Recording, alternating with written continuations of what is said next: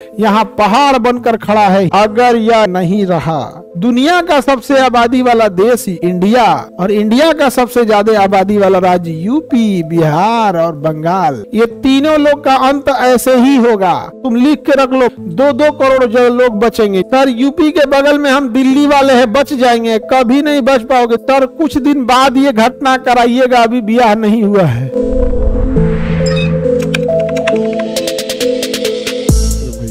रूस में यहाँ एक शहर होगा बरखोयांस, रूस में यहाँ एक शहर मिलेगा बरखोयांस, -70 डिग्री सेल्सियस, दुनिया का सबसे ठंडा शहर बरखोयांस।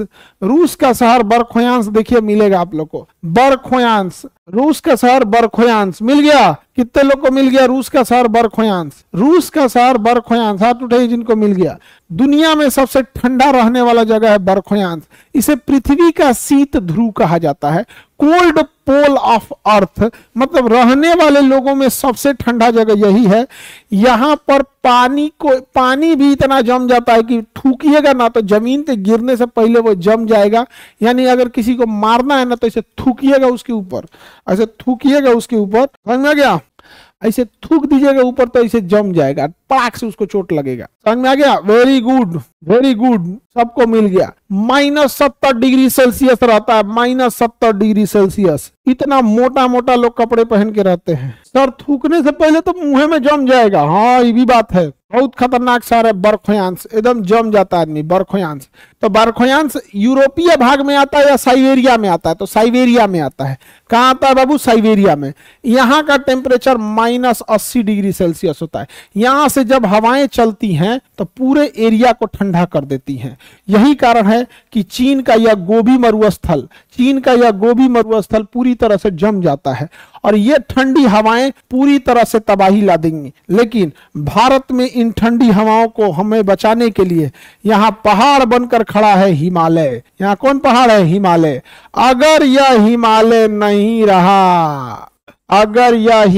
नहीं रहा तो दुनिया की सबसे ज्यादा आबादी वाला देश और इस देश की सबसे आबादी वाला राज्य यूपी, बिहार और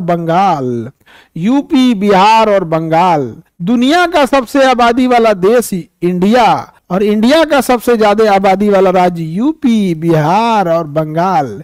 अगर आपका हिमालय पर्वत गया तो एकदम हम लोग बर्फ का गोला बन जाएंगे। तो याद रखिएगा, हम चाहे जितनी जनसंख्या बढ़ा दे, ऊपर वाला इस जनसंख्या को कंट्रोल करने का उपाय रखा है। किसी दिन ये हवाएं ज्यादा हाइट पे चलेंगी और हिमालय को पार करके नीचे बैठेंगी, हम सब लोग ठंड से मर जाएंगे। तो यूपी, बिहार और बंगाल, ये तीनों लोग का अंत ऐसे ही होगा। आप याद रखिएगा, कभी ना कभी एक भूकंपीय घटना होगी। लिख के रख लो, तुम लिख के रख लो, भले हम लोग जन्म उस समय रहे ना रहे। प्रकृति का माल्थस का नियम है कि प्रकृति अपनी जनसंख्या को स्वतः कंट्रोल करता है। कोई ऐसी भूकंपीय घटना होगी जिससे कि इस पहाड़ में दरार आ जाएगा, कोई ऐसी भूकंपीय घटना जरूर आएगी जिसमें पहाड़ में दरार आ जाएगा और इस दरार से ही ये ठंडी हवाएं प्रवेश करेंगी और यह ठंडी हवाएं हम सबको मार डालेंगी। 2-2 करोड़ जो लोग बचेंगे, जैसे मान के चलिए यूपी में 24 करोड़ है, बिहार में 12 करोड़ है और बंगाल में भी वैसे ही है 8-10 करोड़। यानी हम यूपी, बिहार, बंगाल मिला के भारत में मतलब यूपी, बिहार, बंगाल, झारखंड मिला दीजिए 50 करोड़ हम ही लोग हो जाते हैं। फिर तो नेपाल का क्या होगा? नेपाल को आदत है बबुआ, नेपाल को आदत है झेलने का, कंबल बेचता है, सो नेपाल पहाड़ वाले से उन सबको आदत है। कश्मीर वालों को दिक्कत नहीं होगा, आदत है। रूस वाले झेल ले जाते हैं, उन्हें आदत है। हम लोग को आदत नहीं है, हम लोग के नॉर्मल ठंडिया में हम लोग मर जाते हैं बाबू। हम यूपी, बिहार वाले कितनों जनसंख्या बढ़ा ले। आगे बढ़े।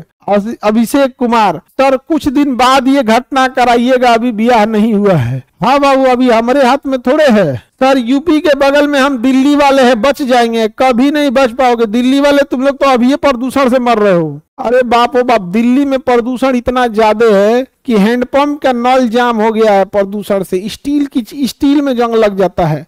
दिल्ली में कोई महिला को पूछिएगा पायल पहनेगी ना इस साइड में जिधर प्रदूषण है, तो पायल काला हो जाता है। दिल्ली में जिंदा रहना अपने आप में एक पहाड़ है। तो ये हिमालय समझ में आ गया।